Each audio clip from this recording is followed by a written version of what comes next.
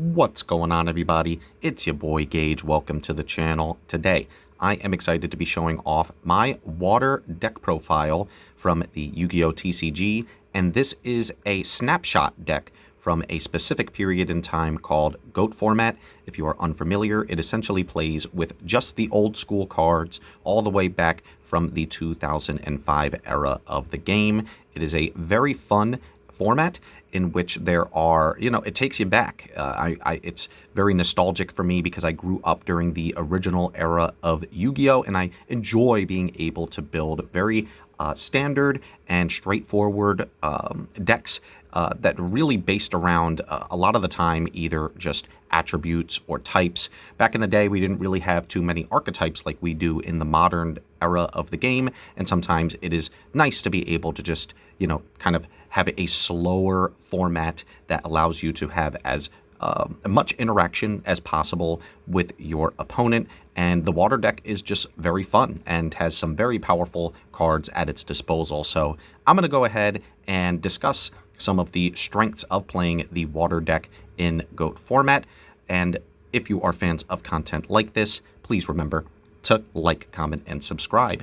Without further ado, I'm going to go ahead and hop right into it. So as you can see from the very top of the deck, we are playing two copies of Mobius, the Frost Monarch, a very powerful water monster because it has the ability, when it is tributed, to target up to 2 spells and traps on the field and destroy them. So this is incredibly powerful because in an era where the game was as slow as it is, traps were at a premium and a lot of decks played them.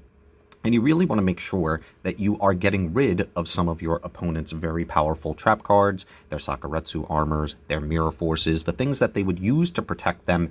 And Mobius is a great one for 2 trade that is allows you to have a 2400 attack monster on the field, which in this era is very powerful. So Mobius is a great water monster to be able to have at your disposal. We are playing the Legendary Ocean, which buffs water monsters by 200. So 2600 1 tribute is nothing to scoff at. And so Mobius fits right at home in a pure water-based build. I'm also playing 2 copies of Abyss Soldier. This card, unfortunately, is at 2 in this format. So there was a very small banned and limited list in which there were certain cards that were deemed to be too powerful, and this is certainly one of them, and I can see why.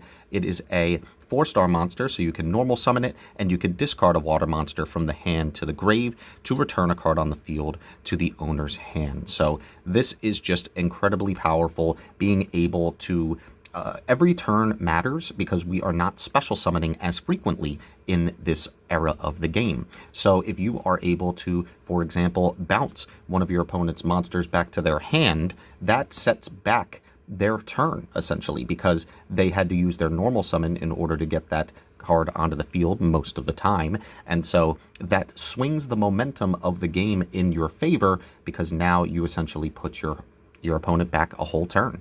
So Abyss Soldier, 1800 attack. So with the Legendary Ocean, it's 2k to 2k swing. So that is a very powerful beat stick as well. And the thing about the returning is that it doesn't have to be a monster either. If there is a pesky floodgate that's in play, you can go ahead and, it doesn't even have to be your opponent's. We do play our own Gravity Bind, in which there are going to be certain instances in which maybe we want to shut it off. We can go ahead and discard a water monster and even put back our own Gravity Bind in play so that we can get in with some swings for our Mobius, for example. So Abyss Soldier is a very powerful card in general, but in water decks is even more busted since we are playing a robust array of water monsters to discard off of his effect.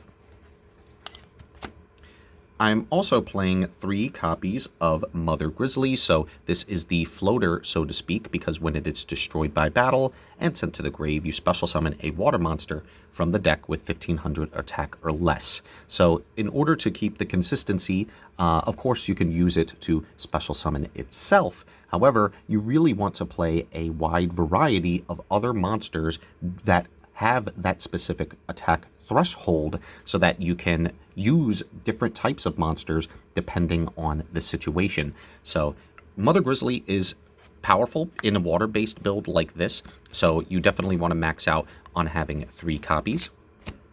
So for some of those targets, I am playing 2 copies of Amphibious Bugroth MK3. It essentially says that as long as Umi, or a Legendary Ocean, is on the field, this card can attack your opponent's life points directly. So the thing about the Legendary Ocean is that it considers itself Umi. So anytime you see that stipulation where a card requires Umi, a Legendary Ocean can fulfill that. And being able to attack your opponent's life points directly, a lot of the time your opponent is not necessarily expecting that. So they have to take into consideration that a card like this can come in and start getting some free swings, even if they have a bunch of monsters in play. And with the Legendary Ocean in play, it's at 1700, so it's buffed even further, making it a very powerful threat. So I like having this as an option at my disposal to special summon off of the Mother Grizzly if I already have the Legendary Ocean in play. So 2 copies works just fine for me. I'm also playing 2 copies of Yomi Ship, a very solid water monster that meets the Mother Grizzly's threshold, where you can, if it's destroyed by battle and sent to the grave, destroy the monster that destroyed this. So, you know, if you had it set, for example, and your opponent attacked into it and destroyed this, they would then lose the monster that attacked into this. Or there are many times in which you just need to kamikaze and actually summon this so that you can get rid of your opponent's threats by just attacking into it yourself. And then, yeah, you're going to lose your monster and maybe even some life points, depending on how strong their monster was. But it is well worth it if you can get rid of a threat in a pinch. So Yomi Ship is just a solid card that you can get off of your Mother Grizzly for free. And for the other Mother Grizzly targets, I am also playing 2 copies of Revival Jam. This is certainly not traditional, but I have loved this card because when it is sent to the graveyard because of battle, you can special summon this card and face up defense position during the next standby phase by paying 1,000 life points. So typically, it is not really all that great to be able to pay that life points. But because of the fact that we are playing Mobius, this ensures that during your turn you have a monster that you can then tribute summon in order to get into your Mobius for free. So that is why I enjoy playing the 2 copies. I've played around with different ratios, but I just like the 222 line for being able to special summon off of the Mother Grizzly. And again, it's 1700 with the Legendary Ocean in play, and so these monsters that can be special summoned can end up doing a lot of damage if left unchecked by your opponent. So I do like the Revival Jam. It's also just a very nostalgic card for me in general, so any excuse that I can use to play it is certainly justified in my opinion. And additionally, though they aren't the best targets to be able to special summon off of your Mother Grizzly, these are just solid tech options in general, and that's Nightmare Penguin, which is a water monster that when flipped can return a card on your opponent's side of the field to the hand. So again, if they have a monster in play, a spell or trap in play, you just return it straight to the hand, and it buffs all of your monsters by 200 attack, and it stacks.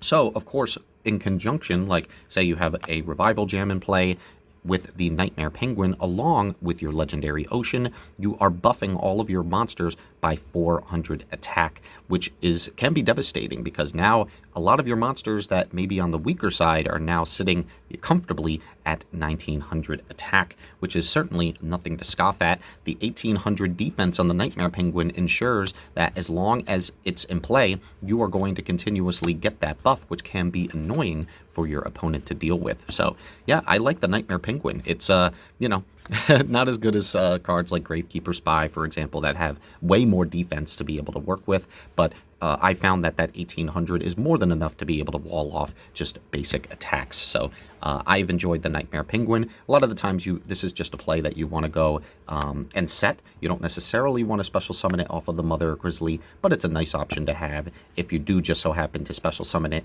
and then switch it to defense on your turn so that you can ensure that you are getting that buff. I'm playing the 1 copy of Sinister Serpent. This is the errata version. However, in GOAT format, the original version essentially says every standby phase, you just get to add this card back to your hand. So this essentially becomes free fodder for you to discard for cards like your Abyss Soldier, meaning that your Abyss Soldier, normally being able to discard a water monster, is kind of bad because you are getting rid of cards in your hand, monsters in your hand that you could utilize. However, with the Sinister Serpent, it means that you can discard the Serpent, and essentially every single turn during the standby, you would add this back to your hand, and now you have a free discard outlet every single turn for your Abyss Soldier, which is very, very valuable to have. So Sinister Serpent, it is just so happens to be a water monster that works really well in this deck in particular, and that's why you have to play the 1 copy. And unfortunately, it isn't special summonable off of the Mother Grizzly because of its 1600 stat line, but Tribe Infecting Virus is a great staple monster that just so happens to be a water type. You can discard a card, so again, your Sinister Serpent has synergy with this as well, and declare a monster type and destroy all monsters on the field with that declared type. So essentially, if you do end up having the Sinister Serpent, for example, you are just able to, if your opponent just so happens to be playing Warriors, for example, you could discard the Serpent, call Warrior, destroy all of their monsters, and then on the next turn get this Serpent back to your hand. And if your opponent doesn't deal with this, they are going to consistently lose their monsters every single turn, which is incredibly powerful. You never have to worry that you're going to end up calling Aqua, unless, of course, you're facing down someone else's tribe, or, you know, you just so happen to be in a matchup that also plays a lot of water monsters. You know, we are playing, you know, some Beast Warriors, some Machines, some, and of course, some Aquas, so, there are very rarely going to be instances in which, you know, this will end up hurting you, especially if you're playing a water-based deck, because of the fact that you are most of the time never going to end up being calling Aqua as a type. So yeah, having a card that could end up being just basically a Raigeki on your opponent's field is very valuable to have in GOAT format. I mean, you even play this in outside of water-based builds. So yeah, this is a very powerful card that we are happy to have in a water-based build, and yeah, that's why you have to play the 1 copy. And, of course, we are playing Breaker the Magical Warrior. It is not a water, of course, but it is just one of the most solid kind of staple monsters in this era of the game, because when it's normal summoned, you put a spell counter on it, which increases its attack by 300, making it 1900 attack. However, we really play it for the utility of being able to remove that spell counter to then destroy a spell or trap on the field. So that is incredible, being able to have a fairly strong monster that also can remove your opponent's spell or traps. So yeah, Breaker is just a solid option that you can play in most decks. So even though he is not water, he fits right at home here. Now for the spells, so that was quite a lot of monsters we were playing. I am just opting for the 2 Legendary Ocean and the 1 Terraforming. The reason being is that I really don't want to brick too much on the Legendary Oceans, so if I do end up seeing the Terraforming, it just means that I am grabbing the other copy out of the deck, so it just kind of helps for deck thinning, so to speak. And yeah, I just really, of course you can play just the 3rd Legendary Ocean, but it's not as if this is a card that you absolutely need to see right away. Of course, it has great synergy with the deck, and it buffs your monsters. However, this is a control-based build. You are really going to be taking your time. You're going to be stalling your time until you can see all of your pieces. Then you can go in and, you know, go in for the kill. So Legendary Ocean, obviously a great card, being able to buff all of your water monsters by 200 attack and defense, but even more importantly, reducing the level of all water monsters in both players' hands and on the field by 1. So what does that mean exactly? Well, this is incredible because it means that for all of your water monsters that are level 4, so for example, your Amphibious Bugroth, your Mother Grizzly, heck, your, what else? Let's see what we got here. We've also got, of course, the Revival Jam. All of these monsters, normally, because of the fact that they are level 4, would not be able to attack under something like Gravity Bind, which we'll show off a little bit more later in the profile. However, the Gravity Bind essentially says level 4 or higher monsters cannot attack. So we don't necessarily care as much about that because the Legendary Ocean makes all your level 4 waters level 3, so they are able to attack under the Gravity Bind, which is a very powerful combo. And so the Legendary Ocean, while very useful, is most useful in that niche circumstance, and it may take some time to acquire that combo. So yeah, I like the 2 Legendary Ocean. I have certainly played 3 of the Legendary Ocean in the past, but you don't necessarily want to brick on it. And then I am playing the 1 Pot and Graceful Charity. I am opting out of Delinquent Duo because a lot of the times I just use these to play with friends and family, and Delinquent Duo is just, while a very powerful card, a lot of the time ends up being a little too sacky. But Pot of Greed and Graceful, everybody loves drawing cards, so even though they are very powerful, they are very fun to play and play against. So yeah, it feels good being able to be in a situation in which, you know, you could top deck a card like this and it gets you back into the game. So yeah, Pot of Greed and Graceful are just great format staples. I'm also playing 1 copy of Snatch Steal, being able to equip to a monster that your opponent controls, and you straight up take control of it. Yeah, you're giving your opponent 1,000 life points in the standby phase. However, a lot of the times if you're able to steal a very powerful monster, such as your opponent's Blackluster Soldier, then this can be a very, very powerful card to help swing the game in your favor.